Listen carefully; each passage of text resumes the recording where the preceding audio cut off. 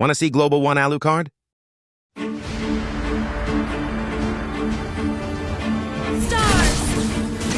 Come to me! First blood, double kill! Slain! Triple kill! An enemy has been slain! Enemy killed! Shut down! Double kill! Come to me! Mega kill! Double kill! You slain an enemy! Double kill! Hey guys, welcome back to the channel. So, this was my first ranked match of the day, and guess what? I ran into the Global Alucard. Totally unexpected, especially with Moonton's interesting matchmaking system. You know what I mean. In this match, my team needed a mage, so I picked Novaria. Perfect timing since she just got buffed. Her second skill's magic bonus got boosted from 45% to 70%, and her ultimate cooldown is now much shorter. She's way stronger in burst damage now. Watch how it plays out. Both teams had solid drafts in this match. On paper, it was anyone's game. But here's the thing that Alucard and his duo, Guinevere, were actually from Immortal rank with 200+ stars, which means enemies were also from Immortal rank. Let's see how it played out.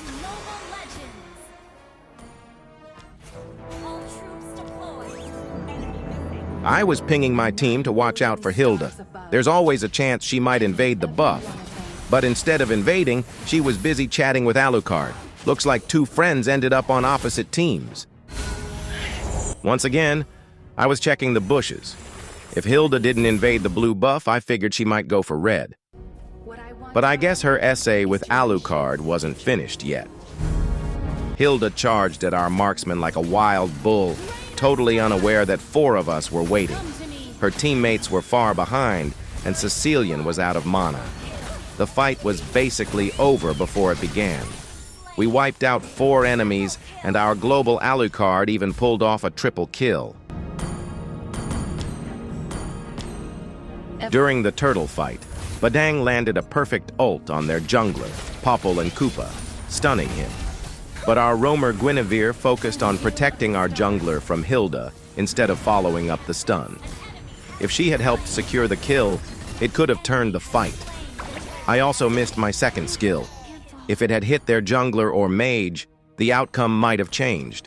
Instead, we lost the turtle and 4 of us went down.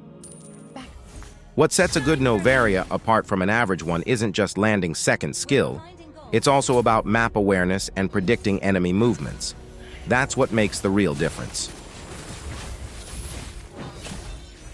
Once again, Hilda was completely out of position. She engaged without checking her surroundings, and it was 4 against 2 in our favor when fight broke out. Unsurprisingly, she went down quickly. Right after that, Sicilian followed the same ritual, overextending without checking the bush, unaware that Badang was waiting. Badang landed his ult, and Sicilian got taken out alongside Hilda just before the turtle spawned. With both of them down, the turtle was uncontested and we secured it easily.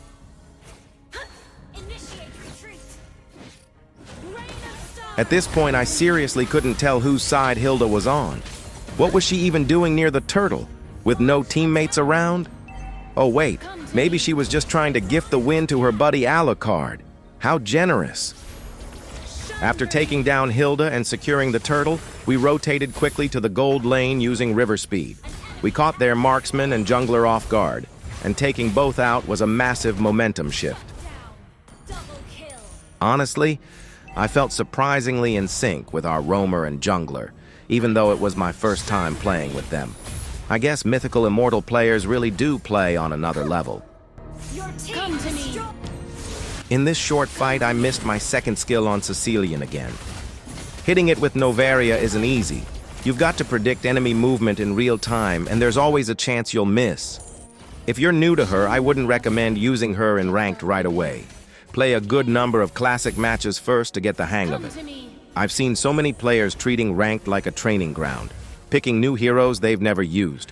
Then they go to classic and play like pros with heroes they've already mastered. Like, bro, you've got it backwards. Badang landed his ult on their jungler again, and this time our roamer followed up right away. So we managed to take down Popol and Kupa. Okay. While we were taking down their jungler, I noticed he didn't have blue buff, so it had to still be up. I pinged my teammates to invade, and even though their jungler was dead and they were behind in levels, the enemy still tried to contest. That backfired. We won the fight, took down 3 of them, and secured their blue buff. Mega kill. Shine for me. An enemy has initiate retreat. Ult is not ready. Attack the turtle. Shine for me. Double kill. Here, Alucard went in to take down their marksman, but the enemies outnumbered him, and unfortunately, our teammates weren't around to back him up. I tried to step in and save him, but it just wasn't enough.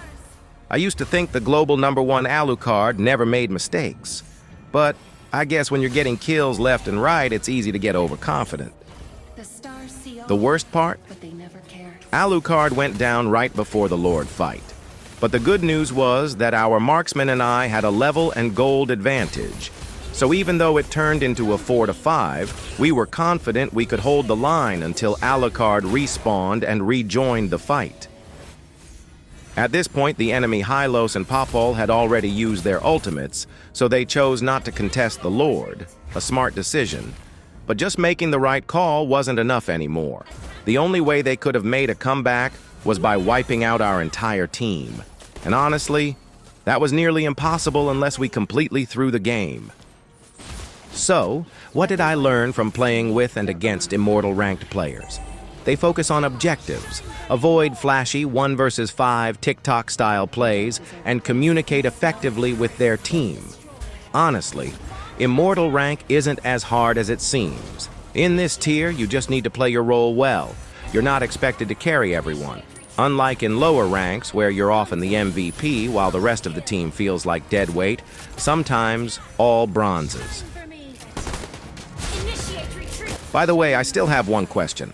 How did my duo Rian and I, both from Mythical Honor, end up matched with and against 200-star Mythical Immortal players?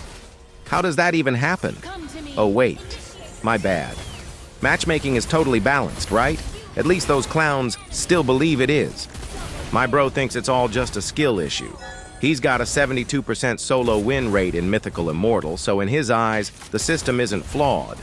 But that's like a rich guy saying inequality doesn't exist.